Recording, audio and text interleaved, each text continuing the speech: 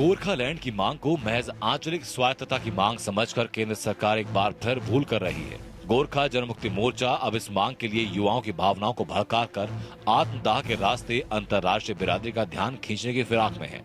पश्चिम बंगाल के मुख्यमंत्री ममता बनर्जी ने केंद्रीय गृह मंत्री से इस सिलसिले में फोन पर लंबी बातचीत भी की। इससे पहले ममता ने गृह मंत्रालय को पत्र भी लिखा। टीएमसी के नेताओं का दावा है कि उनके पास गोरखालैंड आंदोलन को विदेश समर्थन के पुख्ता सबूत हैं। हालांकि जीजे हम इसे आंदोलन को बदनाम करने की साजिश बता रहा है, लेकिन सिक्किम सीमा पर चीन के साथ तनाव से जुड़ते हुए पूरे माहौल की गंभीरता समझनी जरूरी है। माना जा रहा है कि आंदोलनकारी नेपाल के साथ चीन से भी संपर्क करने में जुटे हैं। चीन भी भारत के लिए मुश्किलें खड़ी करने का ऐलान कर चुका है। कश्मीर मामले पर सीधे सीधे दखलंदाजी की बात कही है।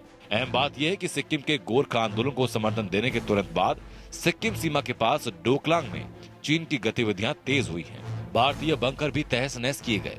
जानकारों का मानना है कि सरकार को अब खुली आंखों से चीन की साजिश देख लेनी चाहिए, क्योंकि इस हरकत से चीन के मंसूबे उजागर हो गए। जम्मू कश्मीर में भी मुख्यमंत्री महबूबा मुफ्ती ने चीनी साजिश की आशंका जताई।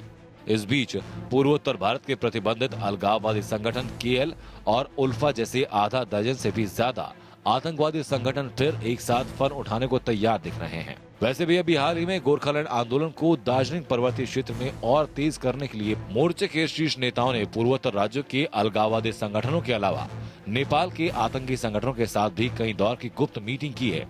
ये भी ध्यान रखना जरूरी है कि गोरखा आंदोलन के केंद्र दार्जिलिंग से नेपाल की अंतर्राष्ट्रीय सीमा लगती है।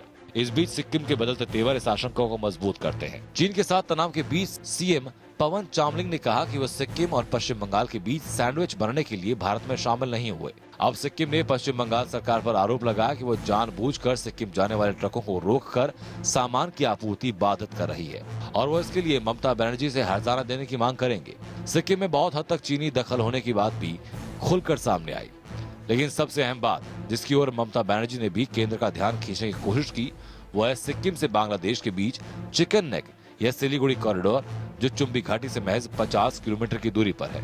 चुम्बी घाटी में चीनी गतिविधियां तेज होने पर ही चीन के तनाव की हालात पैदा हुई हैं। चीन इस इलाके में सड़क बना रहा है।